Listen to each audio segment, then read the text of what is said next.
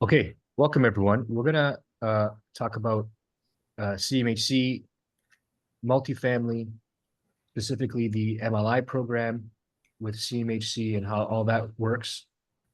And I'm gonna show you, go into some deeper detail on one of my latest deals, uh, and show you the process of kind of how we set it up right from the land, all the way from the building to the construction financing and to the exit financing finally with CMHC, and how the numbers kind of shake out. That's my promise to you. I'm going to take you through each bit by bit. We'll try and get through it in a decent amount of time. I imagine it'll still be probably 30 to 45 minutes plus some questions. So try and save them to the end or put them through the chat when you kind of have something, and then we'll go back and touch them through. Again, this will be recorded, so if you need to review anything, we can go from there. And if you want to talk to me afterward about, how to do this for yourself, I'll obviously give you a link to, book a call with me, and we can go through that. Okay. So first, who's ready to become the 51st state of the United States of America? I gotta love it, man. Oh, it makes me I don't laugh. think so. Yeah, I don't think so either. But I think things are in the works there. I think that actually happening is, slim to none, but some sort of cooperation is close in our near future. That's just my prediction. Who knows? I know as much as you. 1 second. People are texting me saying they don't have a link. I don't know how that's possible. So let me help some people out here.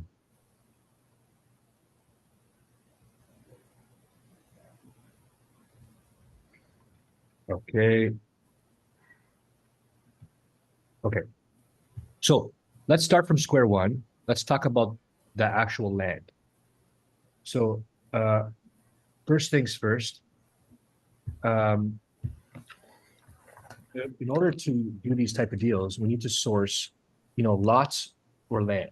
And I'll use the word lot or land on purpose because, when I say land, I would mean something that's vacant, doesn't have a structure on it.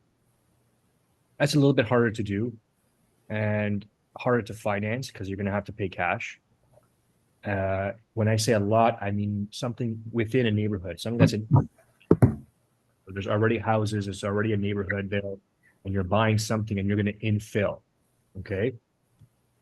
Let me share my screen. And I'm going to take you through several pieces here.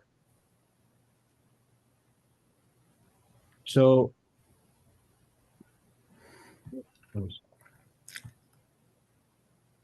this is what our land looked like. Our lot, excuse me, looked like. Okay. This right here. This sort of black highlighted square. Now, here's where you might want to take some notes. How do you find this stuff? There's a number of ways. A, MLS. Yes, these, especially infill lots, exist on MLS. You just have to know what you're looking for. There could be a house on it. It could be a nice house. It could be a shitty house. It could be anything in between. Doesn't matter. These lots, infill lots, exist on MLS big time, all over the place. You just have to know what you're looking for. So this was not on MLS. The other place to find these is off market. And off market can mean a number of different things. Basically, that just means off MLS. It's not for sale on MLS, or at least not anymore. And the person who's going to control that is going to be the seller themselves, a wholesaler, a realtor, or someone with a connection to the seller. Right? The realtor connection is probably the easiest for anyone to understand. I've done God knows how many off-market deals. Some people on this call right now, I have sold off-market deals to. Could be a property, doesn't always have to be land, but I know I have. So off market just means off MLS. Do you get a better deal that way? Sometimes yes, sometimes no. But in this case, when we're looking for a lot or land, it's access that's the most important, right? There's many variables that are going to make the deal good or bad. It's access that's most important because you don't have access. Now, wholesalers are also a good connection. This lot I actually bought off a wholesaler. Okay, as a guy, he was doing the old and dirty trick of door knocking, and he's got a business wholesaling, so he hands out flyers, he mails flyers, he door knocks, he does some lead generation in order to find sellers who are, let's say, have some sort of desperation to sell, some level of that, and who are not having success with their realtor or can't get the kind of money they want on the market and need to sell and sell quickly, right? So they'll typically negotiate with the wholesaler for price X, and the wholesaler tries to sell it for price Y, and they keep the margin in between. I think everybody understands that. So this wholesaler, and I know lots of people because I'm in the business. You may not, but through me or through someone like me, I'm not trying to solicit.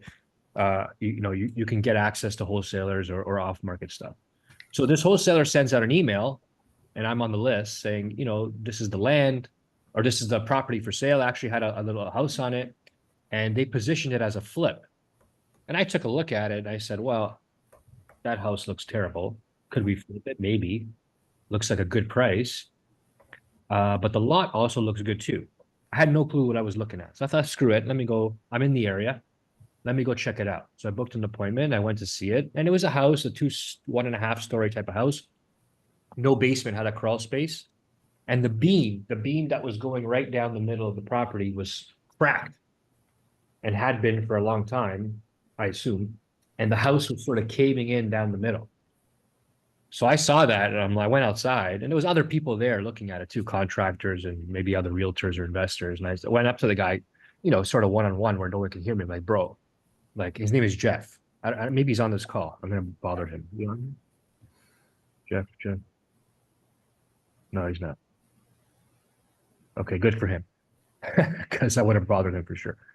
I said, Jeff, you can't flip this thing. And he's like, nah, you don't know what you're talking about. I'm like, Jeff, the beam is cracked down the middle. There's no flipping this. This is garbage. This is like, knock it over. He's like, no, I'm going to see. I got all these people here. I'm like, whatever. Listen, Jeff, went back to my car. I got a piece of paper. I wrote down a number. I'm like, I will pay you this much money. Here's my name. Here's my phone number. I folded it up. I handed it to him. Like, call me if you want. And I left. I went to go do my business. A couple of days later, he called me. He's like, yeah, this and that. Nobody wants it. The beam is cracked down the middle. Are you still interested? And I said, yeah, no problem. I went back. I brought, I called up one of my builders just to get a little bit of advice. I went back to see it, and I bought it. Simple as that. That's the way these type of deals work. And why did I buy it? Because it is 70 feet wide by 110. I didn't even know it was already split into two lots. It was just like that. It was a house built across two lots from, a long time ago. I didn't know at all. It was just luck of the draw. We would have severed it anyway, but doesn't matter. But I already know on a 70-foot lot, I could have put at least a semi-detached structure with, 2 to 3 units on each side. So the math was already working in my head. Now, if you're looking for a lot, typically on an infill, something you want to write down also. Someone's not muted. I'm gonna mute them. Typically on an infill lot, you want to have at least 45 to 46 width. At least. That means you can do like a 22 to 23 foot semi. Okay. That gives you lots of units to work with. If it's smaller, like less than 40, forget it. Could you do it between 40 and 46? Maybe. It's a maybe. But 45 to 46 and over, you can usually get a semi done and then get 3 units in each semi, and it works. So if it's 50 or 60, or in this case, 70, you're good. So we figured out this was already 2 lots. It was part 1 and part 2. Part 1 was 30 feet by 110, and part 2 was 40 feet. So we got permission from the city to do a 40-foot semi on the 40-foot lot, so 2 20-foot. So we squeezed that in, and we got 3 units on each. And then on the second lot, we got a triplex. Now let me go to the next one. So like that. Well, that's the semi. So you can see that wall. There's 3 units. 1, 2, 3. 1, 2, 3. And then beside it on the single lot, a detached triplex. 1, 2, 3. Okay. These are the floor plans. I won't spend too much time here. This is just for fun, but this is the 1-bedroom main floor plan. There's nothing fancy. Bedroom, bath, stairs, separate entrance, kitchen, dining room. No big deal. A balcony out the back here. This is the upper floor plan. It's a 2-bedroom. And the lower floor plan is a 1 plus den. Okay, this bedroom's kind of small. Should have did a one bedroom plus a walk-in closet, to be honest, but lesson learned. Okay. So that's how it ended up. We turned 1 lot into essentially 3 lots, a semi-detached lot and a single lot.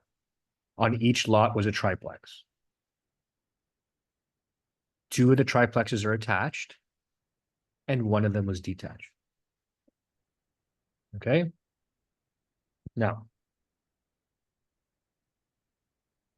let me take you through.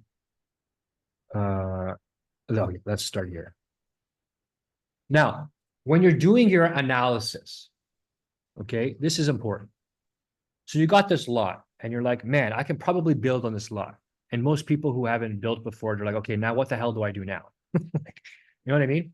So you need to figure out the variables involved. One of them would be the cost of the land, right? Plus the cost to sever or get to a site, get to an approval. Okay, that's the total cost of the land. You want to know the time to complete the severance or site plan approval. And then you'd want to know what the value of each lot is.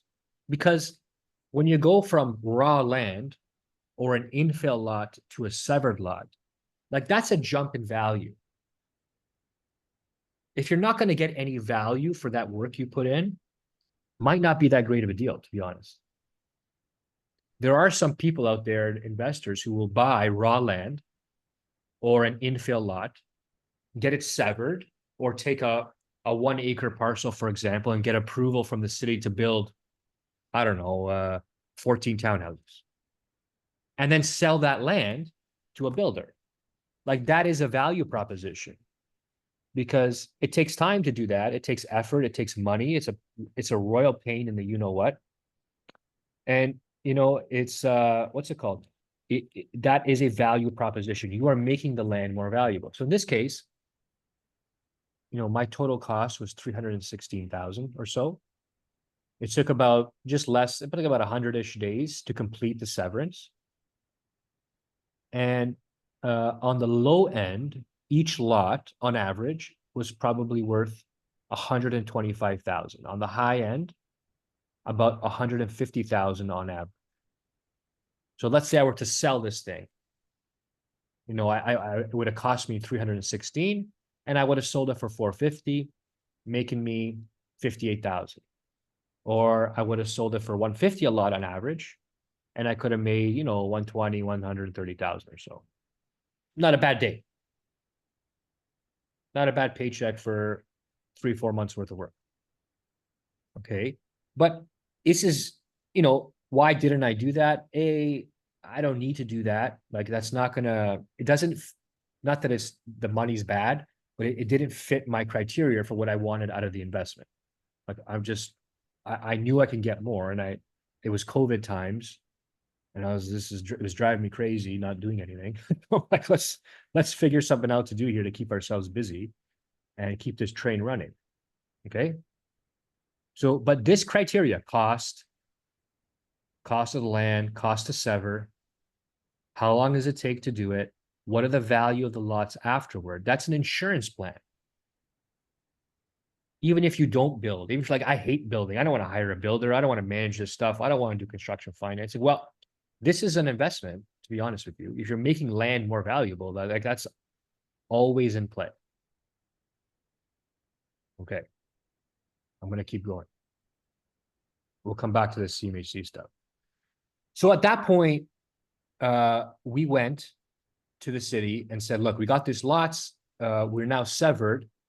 And we designed, excuse me, we designed these plans and the floor plans and submitted it to the city for a building permit. Okay. Now, something else to write down. There's a bit of a process, to get here, to the severance or to the site plan approval. So when you got your raw land, what'll happen is something to write down. You talk to your builder friend, you talk to your realtor or your advisor, and your builder friend or your realtor, your advisor says, or your planner, your engineer, says, Paul, you can probably build 3 triplexes here. But you're like, well, Paul, I can't just buy this place and like on a probably. And I'm like, yeah, you're right. You can't just buy this place on a probably. What you should do is do something called a pre-con meeting, a pre-construction meeting with the city. So in a pre-construction meeting with the city or whatever the governing authority is, you would make some designs like this, right? Make some designs. And you'd go in and you'd have a meeting with the city and you'd present the designs. And you say, look, this is what we want to do. And the city would say, okay, we like that, but I want you to change 3 things, X, Y, and Z, and come back to me and resubmit it. And then you're going to change those 3 things. And then you resubmit it, like, okay, we're good to go. And you're like, no, you know what? We forgot something. Change P, Q, and R. And you're like, no, I'm going to change R, but I'm not going to change P and Q. But this, and you argue back and forth. And eventually you come to a consensus. And they give you the stamp of approval. In my case, this just happened to be a fast one because there was nothing to contest, in less than 4 months. Sometimes it takes 2 years. Sometimes it takes a year. For a big site, it could take 2, 3, 4, or 5 years. Okay, but we're talking about small stuff here. Like if it takes you 4 years to build 6 units, just to get an approval to build 4 units, like that's not what we're talking about. We want to get, this is small infill stuff. We should be getting it done in, under 12 months kind of thing. So, but it's important to remember that, and it's a process. You submit for pre-construction. And when the city gives you some confidence, then you can pull the trigger and buy the property. Now, sometimes it might be a really good deal and you might be scared, especially your first time. And you say, well, I don't want to buy this thing if I don't have a guarantee I can do what I want to do. Then you have to play a game called best case, worst case. I would say to you, look, pick on Peter because the video's on. I say, Peter, your best case is you get 9 units. Your worst case scenario is you get 4 units. And your probable case is you get somewhere in the 6 to 9 unit range. Go back to your math. And if you get 4 units, is it still profitable? Is it still worth your time? And if you answer yes, then you do the deal because worst case it's 4, best case it's 6 to 9. And if you're like, no, 4 units, Paul, I lose money or I only make 30 grand in 3 years. Well, why the hell would I do that? I'd be like, okay, great. Forget it. Moving on if you don't want to take the risk. Okay. So that's the way this game is played. Sometimes there are no guarantees when it comes to this kind of thing. It's not like buying a property where you're like, oh, I'm going to do the inspection first. And if the inspection doesn't work out, I'm going to back out of the deal. Sometimes, You don't have that. So you got to play best case, worst case scenario. Does that make sense so far? Or am I talking too fast? All right. If I hear nothing, I'm just going to keep talking. So, we're here. Now you have a deal. You're like, okay, I can buy the lot for this. It's going to cost me this much. Even if I don't want to build it, I can make a bit of money selling the lots, right? But I want to build this thing, and I go to a pre-construction meeting, right? I go to a pre-construction meeting, and we settle here. I'm going to get 3 units on each lot. 2 of the triplexes are going to be attached. 1 of them is going to be detached. I'm going to get 9 units in total. Now, how come I can get 3 units on each lot? Paul, what kind of crazy, who did you pay on the side? Who did you bribe? I didn't bribe anybody. Just as I was buying this lot by fluke, the Ontario government, listen, I'm not a fan of any politician, by the way. There's zero. But the provincial government has probably done the most to promote some development here inside our province. So they came out with that Bill 23 thing, which I kind of talk about in this presentation somewhere down here, I think. Yeah, Bill 109, more homes for everybody, and then Bill 23, more homes built faster act. So just as I was buying this, that bill was coming into play, forcing municipalities to allow up to 3 units on each lot. So I was like, okay, bonus. I'm going for the throat here. I'm going for 3 units on each lot. A year or 2 or 3 ago, we only got 2 units on each lot. So now you can do 3. That's a bonus. Okay. Now, while we're getting these plans done, here's another thing to write down in this sequence of events. While we're getting these plans done, you are now costing the build, the actual construction part. Okay. So I'm going to stop sharing for a second. I'm going to go somewhere else. What did Alfonso say? They can keep their shithole country. Somebody's angry. I like it.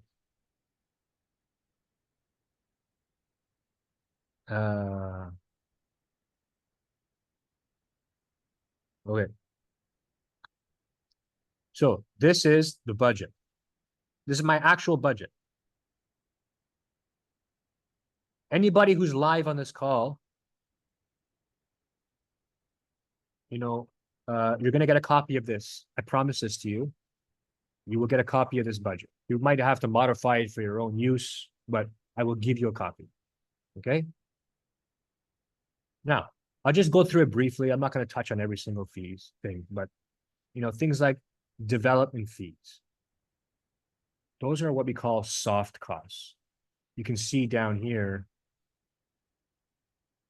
we have land, soft costs, and then HST, non-recoupable taxes that we have to account for. So soft costs is stuff like development fees, which are not a hard cost is anything we're building. Lumber, roofs, concrete, foundations, sewers, anything we're not building, that's just fees, we call soft costs, including interest. So development fees, planning fees, engineering, okay, fencing, that would be a hard cost. Waste management, hard cost. Security, kind of a hard cost. Site office, we don't need that for this one. Temporary toilets. You can see this is very detailed. So you got to account for all these things. Now, do I do this? Not a chance. I'm not a builder. I'm a developer. These are 2 different things. Okay, I'm a small, I would say bridging up to medium-sized developer. But still for the moment, let's say small developer. So I can't put together a full budget like this, on my own. I would need the help of a builder. And if you're going down this road, whoever you're working with, if it's your first or second time, or you haven't done this a bunch, you're going to need help. Let's just put it straight. You're going to hire a planner to help you. Hopefully your realtor knows what they're doing, or you have a friend or a builder. Someone's helping you. But either way, you're going to have to get to a builder, and you're costing the bill. Now, is it going to be 100% accurate at that stage where you're going to the city? No, it's not. Because things are going to change when you go for quotes. You know, you can see everything is 000, right? This is the way we submit it for construction financing. But really, the quote might have come back for paving at like, you know, $19,662.23. Might even have come a little bit over. Okay, so this is what you need to do. You need to get at least a preliminary budget so you know what you're working with. So now you have the cost of the land, the cost to sever. What's my land worth when it's severed or site plan approved? You have a profit there. Now, what does it cost me to build? All the hard costs, all the soft costs, the interest, right? Interest on your mortgage, that's a cost, right? All that has to be tallied up here, right? This is what we have. Land, soft costs, and then taxes. Okay. Again, if you have any questions, put them through the chat. We'll go there. So we got a cost, roughly. I'm going to stop sharing for a second. And typically, when you're roughing out a cost, most people will do it on a per square foot basis. So you're like, you know, you're building this, right? I'm building this, you know, each of these is, let's say, I'm just making that stuff up here for fun. Let's say each of these averages it out at 700 square feet. That's 2,100 square feet for a triplex. If I'm building two triplexes, well, guess what? That's 4,200 square feet. If I'm building three triplexes, that's 6,300 square feet, right? Roughly. And then you'll get a preliminary budget from your builder friend. And you guys can see my calculator on the screen? No? Why not? Oh, I have to share. That's it. I'm going to share the whole screen.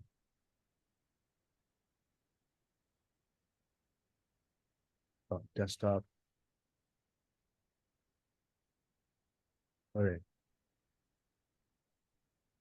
Now you can see my calculator, right? So if the builder says, hey, Paul, roughly it's going to come out to $1,250,000 for the 6 units. And I have 6,300 square feet.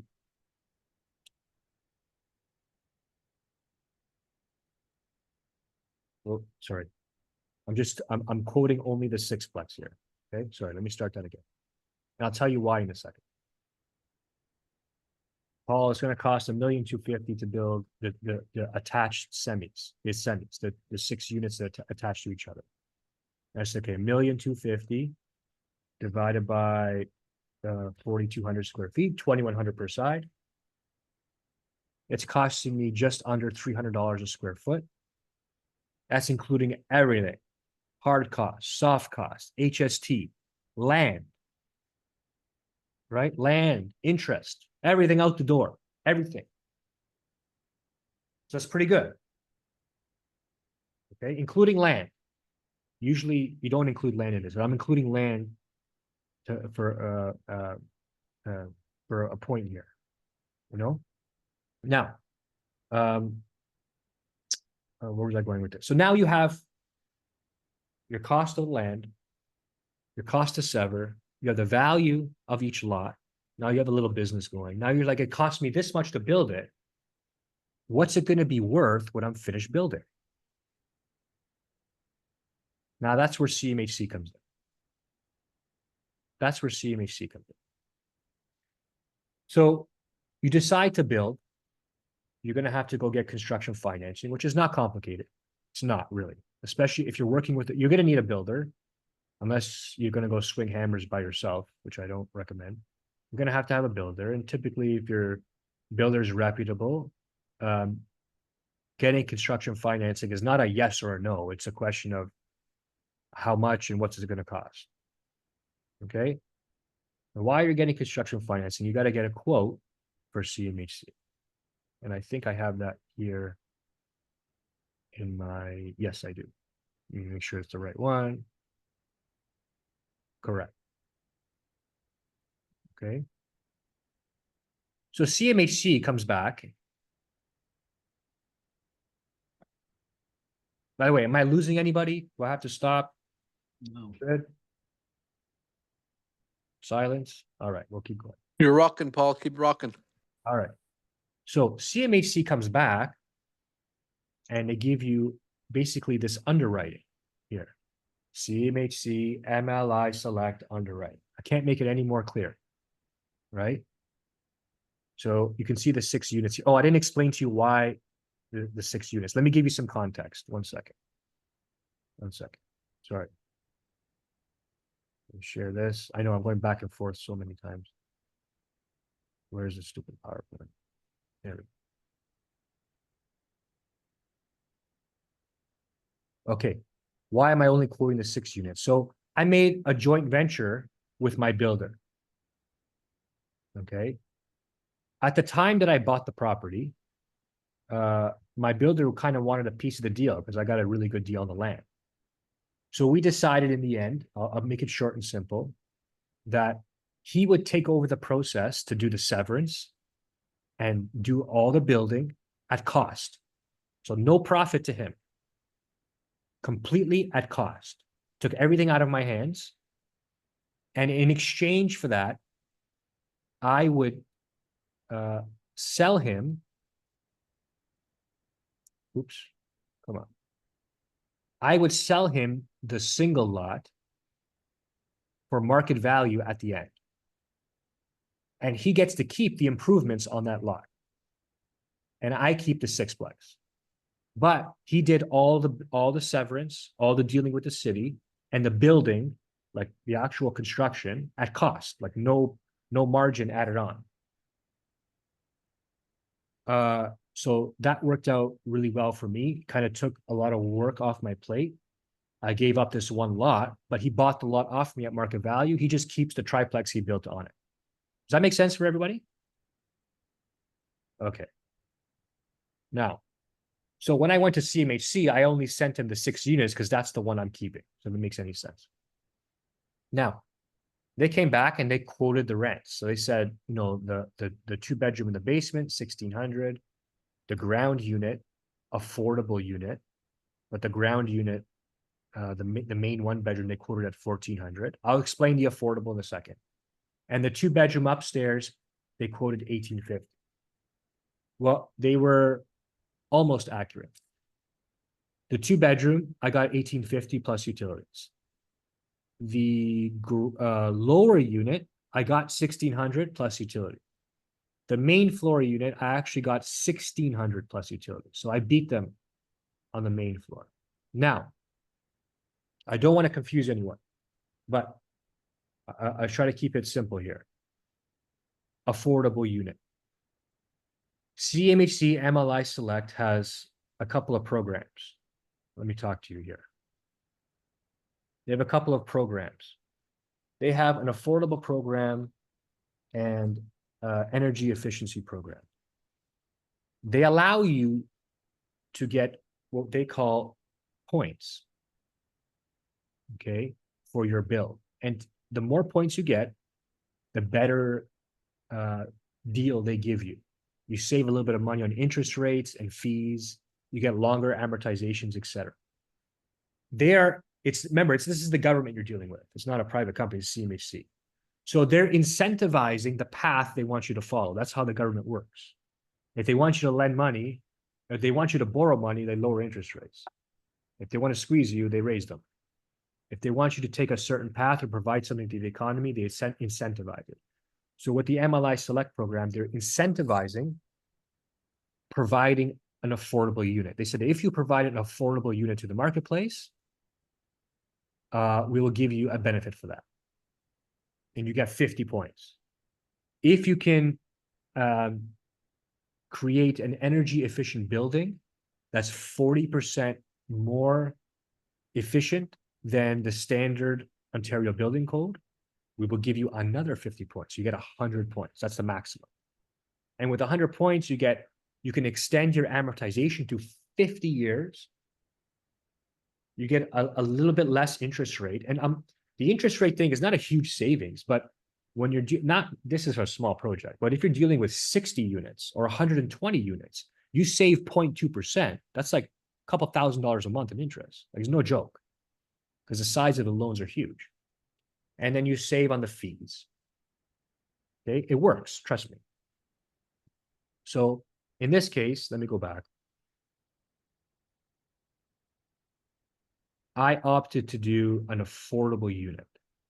So I gave up, let's say, about $500 a month in rent to get that benefit back. But, I'll put it to you this way. On the Ontario standard lease, it says your base rent. What is your base rent? And you write down what the base rent is. And if there's any extras, you put them in there. So really, the base rent on this unit is $1,048. I already filled it. But the tenant requested some extras. They wanted to park their car in the driveway, and that's a fee. They wanted to have an extra storage space on the property, and that's a fee. And they wanted a couple other things, and there's fees attached to them. So in reality, their rent actually came up to like about $1,500 anyway, with all the extras they wanted. So that's kind of worked out for everybody. Hope that makes sense. Now, oops, what did I do? So they gave you the total rents. In actuality, like I said, I beat them on the rents. So my rents are actually higher than this. It's close to $120,000 a year. Parking, 0. And then they give you a vacancy rate. You can see 3%. This is their number. And they subtract that off the total. And then you get your effective gross revenue. Then what they do is they estimate your expenses. They estimate the property taxes to be about $1,100 per unit. Okay, the insurance at almost $5,000 a year. Utilities, $300. Excuse me. Repairs and maintenance, what they give you a flat rate of $830 per unit per year. A caretaker salary, whether you have one or not, don't ask me. This is what they do. $555 per unit per year. And management fees of 4.25%. Now, if you're paying a property manager, 4.25% is kind of low. It's usually in the 5 to 7% range. So what I tell people is if you combine these two, the management and the caretaker, I mean, it's still a very conservative number for management, but if you combine those two, that should be your total cost or less for property management, right? Then they want you to have a replacement reserve for all your appliances, which is insane, and then a 1% miscellaneous fee. And that's your total expenses. The reality is that your actual operating costs in real life should not exceed this. Like, this is a very conservative number. So if you can't operate under this number, you kind of suck, right? Because remember, it's a brand new property. Like, what's going to break here? It's brand new. It's inspected at every stage.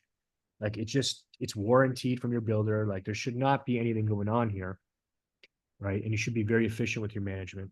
So I think this is a good number to be very conservative with. Okay, so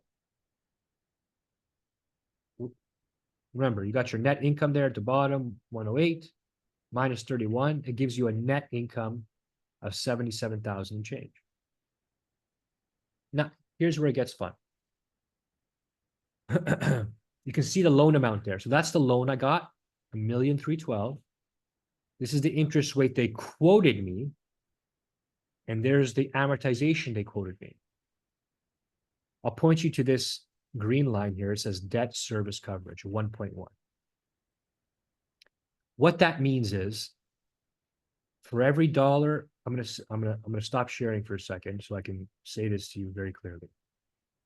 For every dollar of debt service CMHC calculates, they want you to have $1.10 of net income.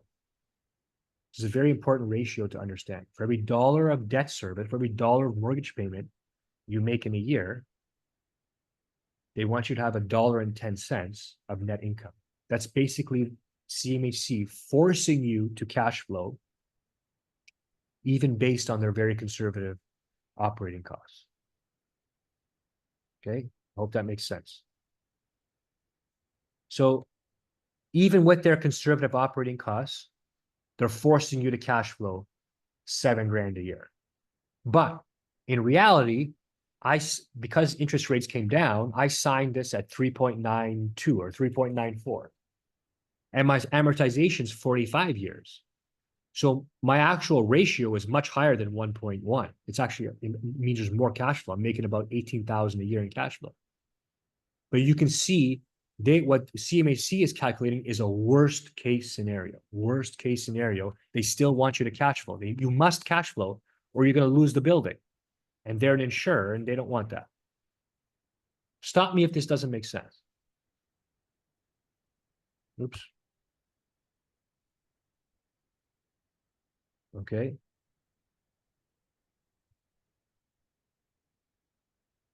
Let me keep going here. So, in summary, my cost to build, my cost of the land was $316,000. I found it from off market from a wholesaler. My cost to build, $1,064,000. My total cost on completion, $1,381,000. I get back a loan of $1,312,000. Now, if it cost me $1,381,000 to build, and I'm getting back $1,312,000, that's 95%. They're giving me a loan back for 95% of what I spent. Therefore, if you take 1,381 minus 1,312, I'm only left with $69,000 in the entire deal. So I own this. All this sixplex, brand new build, for in the end, after the refinance, $69,000. And I'm cash flowing $1,500 a month. I got 5% equity left in the deal. And just collecting $1,500 a month for about 46 months repays me my 69 grand, which means I have zero left in the deal. Do you guys follow that?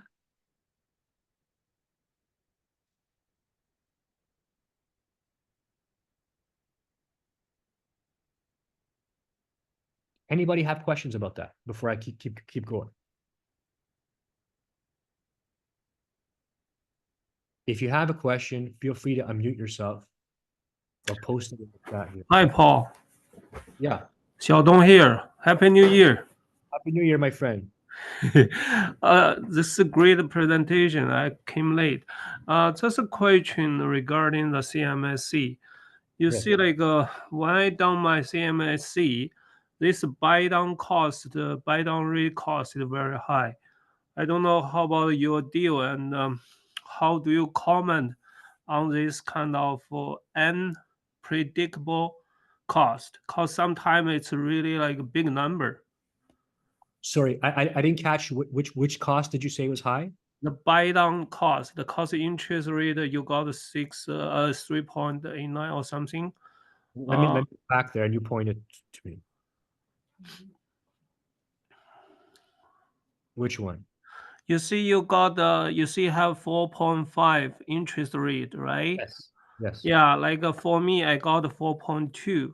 Yes, you're for right. my deal, but for buy down, I paid how much? I paid I think 130 something for the buy down rate because I locked like a ceiling rate. Oh, I see.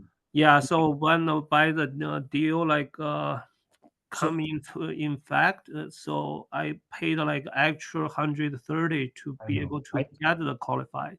Okay, yeah, I understand what you're saying now. Might be a little bit complicated for some people to understand. So let me put it to you this way. This document I'm showing you. It's an underwriting document that CMHC gives you. Like this is like almost like a quote, right? And they quoted this interest rate high for me on purpose, because remember CMHC rate's not based on Canada's overnight rate. It's based on the bond rate. Like it moves like fixed rates do. So if you, let's say while you're building, you're going to start this process with CMHC 6 months, 8 months, kind of before you're done. Could the interest rate change in 6 or 8 months? Yes. So what he did, my guy, is he quoted this high, about 0.5% higher than we thought we would end up at. And he was just about right. So I signed at 3.92. Right? But now you might think that's conservative, but it eliminates the risk of what happened to Xiaodong. Because let's say he quoted this at 4, and then all of a sudden I'm ready to close and fixed rates jumped, and the best they can do is 4.25. Like, oh shit, we're screwed. If he quoted me 4 and my deal works at 4, I now have to pump in more money, more cash like Zhao Dongding to buy down the interest rate back down to 4. I have to prepay that 0.25% interest rate that went over for the entire term. Right?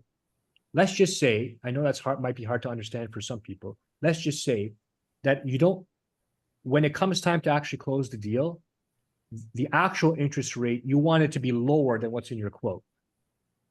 Because if it cash flows at 1.1 at the minimum on the conservative interest rate, and interest rates come down, you only win. Everybody wins. You, the CMHC guy, CMHC yourself, everyone. If you're too aggressive on the quote to make the deal look pretty, and then you end up higher, you end up having to put cash in to buy the rate down to where your quote is. Okay, we'll leave it there, Xiaodong, but to eliminate that in the future, you got to be more conservative on the quote side.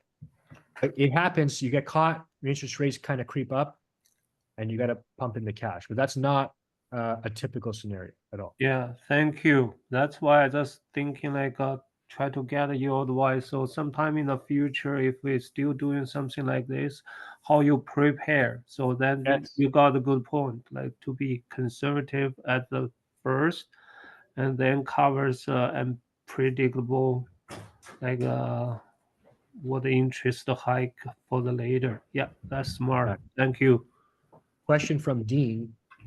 If the lots use well water on the city water main, how much percentage-wise is the water main lot more valuable? Well, I mean, there's too many variables for me to answer that question, Dean. But if it's using well water, I'm concerned in the first place if you can even do this type of deal.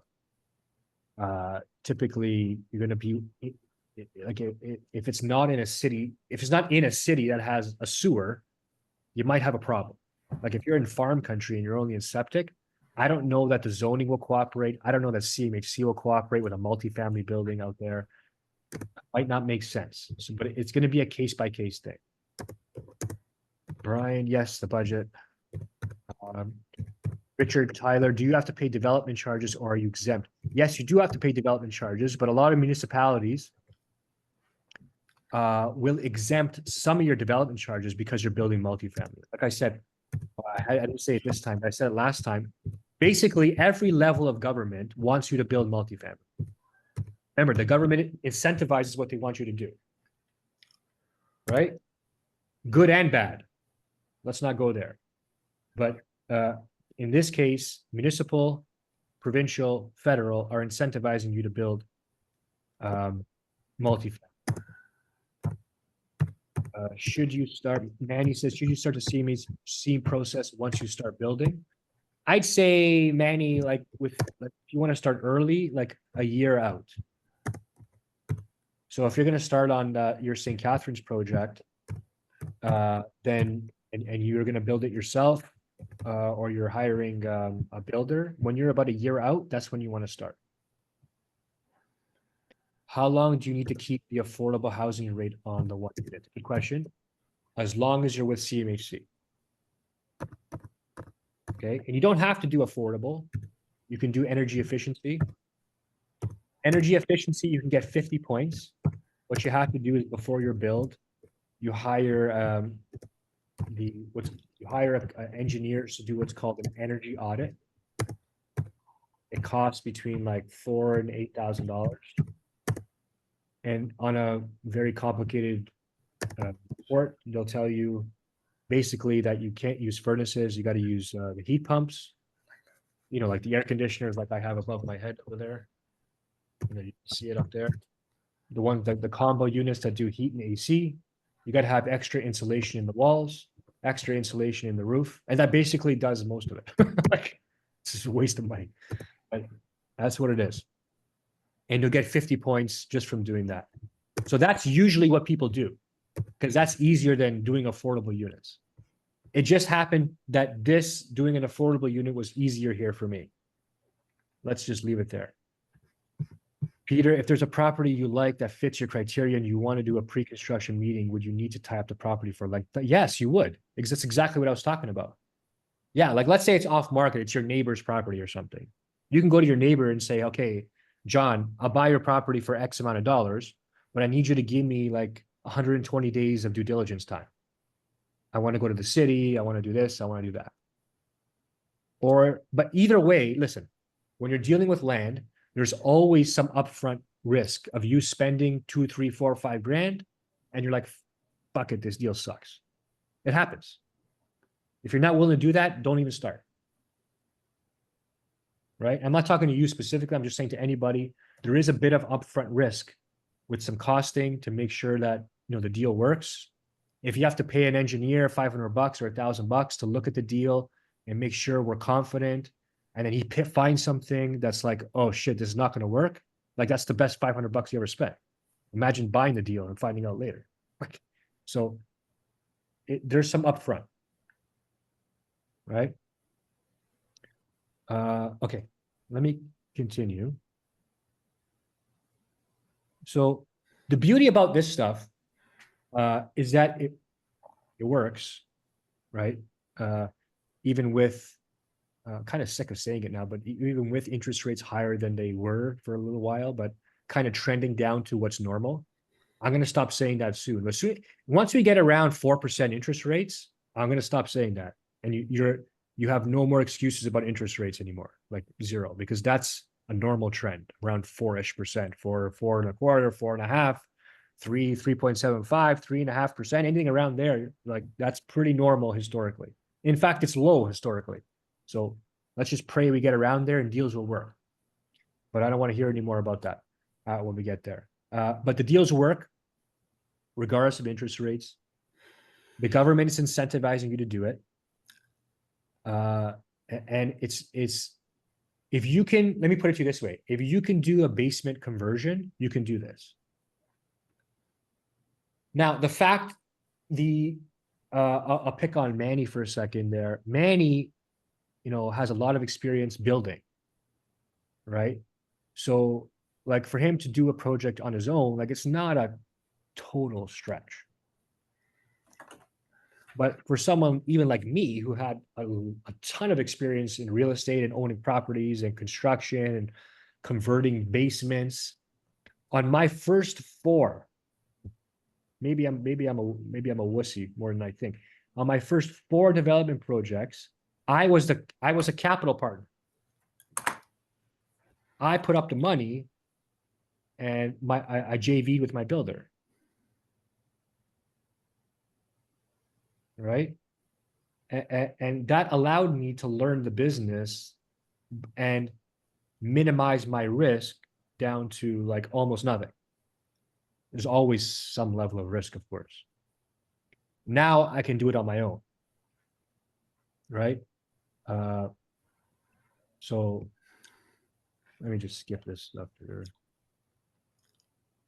Who wants to talk about government crap? So we're doing this one. This is a 10-unit project in Welland. Basically 8 1-bedrooms and 2 2-bedrooms. We got some investors working with us on this one. And again, it's going to be a CMHC project. Going to be a refi at 95%, just some floor plans for fun. Okay. And this is one that I'm working on right now. If you're at my live event, I was talking about this one. I got a couple of investors who are going to work with me. We have some room. If anybody's interested in joining this one, you can come and partner with me on it. And there's a joint venture structure that kind of works if you want to put up the capital and kind of watch this stuff get done and be an equity partner, right? But the beauty, the point I was trying to make is that the beauty of this, it's kind of like when we were doing basement conversions. And I think that that's going to come back as the economics adjust and become better again, but it's repeatable. So if you can do this project, it's the same as doing this one, just slightly different numbers. Same as me saying, if you can do a duplex conversion in Kitchener, you can do one in Oshawa or Barrie or Hamilton. Is it different? Yeah, different municipalities. They're gonna, bug you about different things. Are the costs the same? No, they're slightly different. Like the numbers are, but the foundational principle is the same. It's essentially the same, right? And you can translate it to here. Like on this is on Oakdale Avenue. This is 254 Oakdale. At 268 Oakdale, I was a partner in a 26 unit multifamily development. And then I found this one on my own. I'm like, oh, okay, I guess I'll do one here too. Like it's repeatable and it works. So it's systemized. So if you learn it once, you can keep doing it. And the last part that I'll mention, whoa, too far. The last part that I'll mention is it works both ways. I wouldn't suggest that you start building these type of structures and then selling them like as a merchant developer, but it still works. Like when you get to the end, like this building still has value as a sale. Never mind that you could sell the lots in between. But at the end of the project, this building is worth a hell of a lot more than what I paid to build it. Like, I'll show you. I probably shouldn't show all the details, but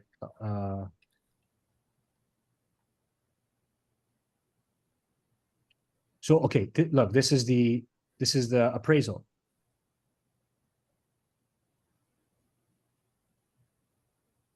So there's my appraisal number. Oh, you guys, can you see that? No. Not seen it yet. Sorry.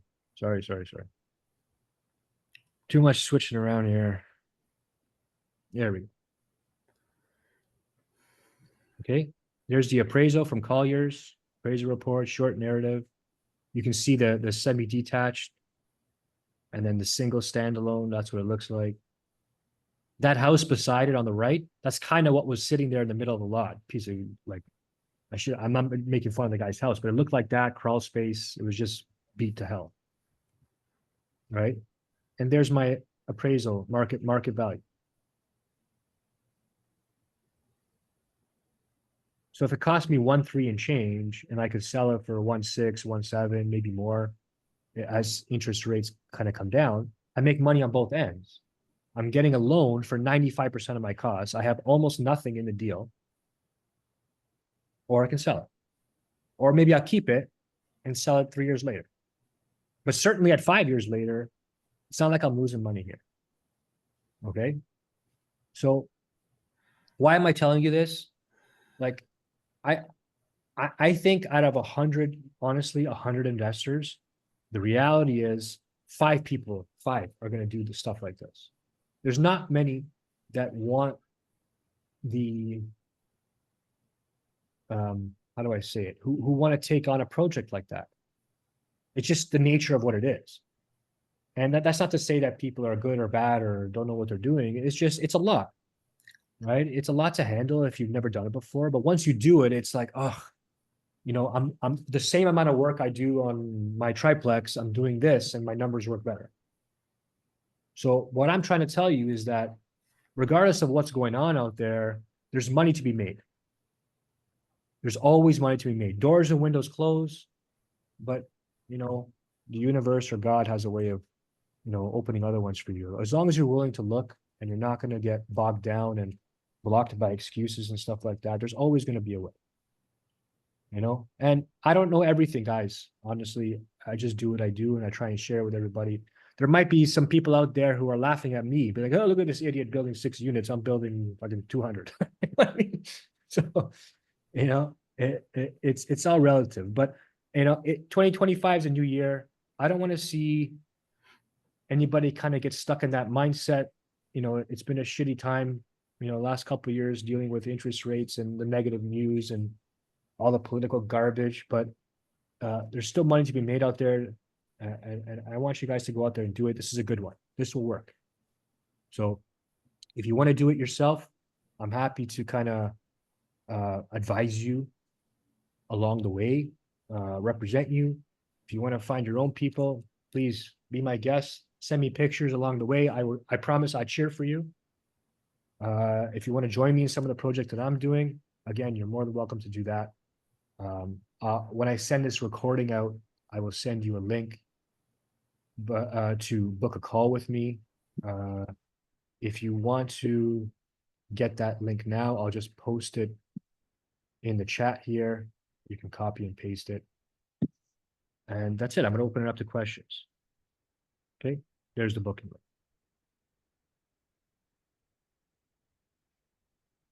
So feel free to post in the group chat here, or unmute yourself. Adrian, you don't have to raise your hand, buddy. You just shut it up. Yeah, I'm just trying to be polite here, Paul. Didn't want to jump in front of anyone. Happy New Year to everyone. Paul, excellent presentation. Thanks a lot for being so open to share, your projects and this case study. I'm really excited to, maybe partner with you on something that's coming up. So like you said, we'll book some time with you. Yeah. Where are you finding these properties? Kind of locale? Yeah, these ones, these 3 that I showed you, all are in the Niagara region. Okay. That's just where I started. My first ever development was in Niagara. Mm-hmm. And I sort of kind of built up a network there, and I just kept going. But I would definitely do it in Hamilton. I would definitely do it in Kitchener. Right. And there's a few other places too on the sort of the southwest side that I think are really good. It's just a matter of getting access to the deals. Yeah. And like you said, off-market deals are probably the way to go. But do you see some of this on MLS as well? Yeah. I mean that one that I'm raising capital for now on Oakdale, that is on MLS. Yeah. Just sitting there. And I guess the criteria is the frontage, right? Have to be 70 feet or more. Is that what you're thinking? No, at least I'm saying at least 45 to 46. Okay. Yeah, but I was thinking of severing. So if you want to sever, you have to be a lot higher than that, right? Oh, you can sever that. Okay. Yeah, you can sever that. Yeah, at least that'll give you a semi-lot. Okay. Okay, at least. Right. Make sense? All right, sounds good. Yeah, I'm really excited to learn more about this whole process. Yeah, buddy. and become Anytime. more fluent. Book a call. I'm always happy to talk to you, man. All right, good stuff. Okay. Anybody else? I know we kind of went long here. I'm sorry about that, but a lot to cover. Happy New Year to you, Sarah. Well, I mean, again, interrupt me. I'll give it my closing notes. But if anybody wants to interrupt, I'll keep going. I got nowhere to go but the beach today. I'm down south for a few weeks. I hear it's not even that cold back home, but it's the no sun part that gets me. Like it's a tough go. So I gotta interrupt the grayness for a few weeks and recharge my sun batteries, and then I'll get back home.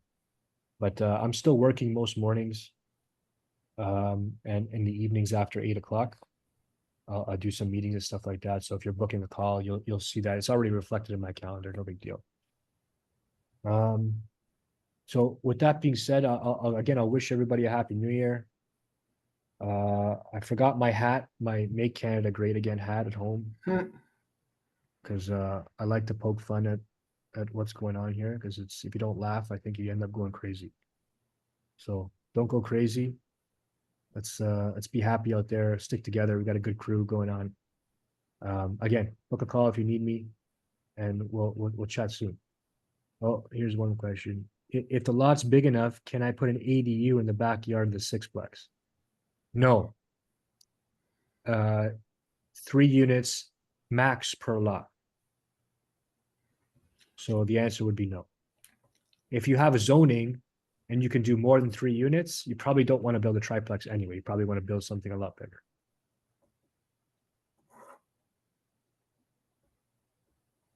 Okay.